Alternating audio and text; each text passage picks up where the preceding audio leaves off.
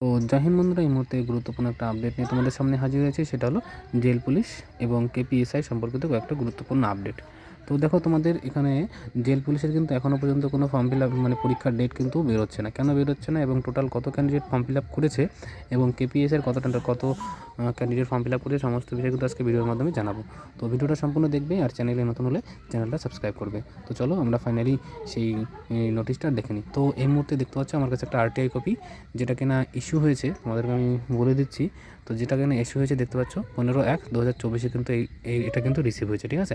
তো এখানে তোমাদের যে জেল পুলিশের টোটাল ক্যান্ডিডেট যারা ফর্ম ফিল আপ করেছে দেখতে পাচ্ছ 1,85,019 জন, যেখানে কিনা শুধুমাত্র 130টা কিন্তু ক্যান্ডিডেট ছিল। তার মানে বুঝতেই পারছো কতটা কম্পিটিশান। আর তোমাদের ফর্ম ফিল আপ, তোমাদের পরীক্ষা না হওয়ার যে কারণটা সেটা তোমাদেরকে বলছি। তোমাদের EWS যে ক্যাটাগরি ছিল, এই ক্যাটাগরি নিয়ে একটা সমস্যা চলছে। তো সেই জন্য তোমাদের কিন্তু পরীক্ষার ডেট কিন্তু এখনও পর্যন্ত বেরোচ্ছে না, ঠিক আছে।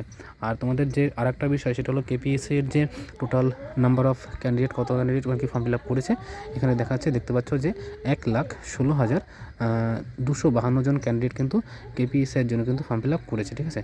তো এই হলো তোমাদের দুটো আর কি ইম্পর্টেন্ট নোটিশ। আর যাই হোক, যদি এরপরে যদি তোমাদের জেল পুলিশের এক্সাম ডেট যদি আমি খবর পাই, তো সবার আগে কিন্তু আমরা আমাদের চ্যানেলে কিন্তু জানিয়ে দেবো। তো কতটা ইম্পর্টেন্ট সেটা একটা কমেন্টসের মাধ্যমে জানাবে। তো দেখা হচ্ছে নেক্সট ভিডিওতে। ততক্ষণ সবাই ভালো থাকবে, সুস্থ থাকবে। জয় হিন্দ, জয় ভারত।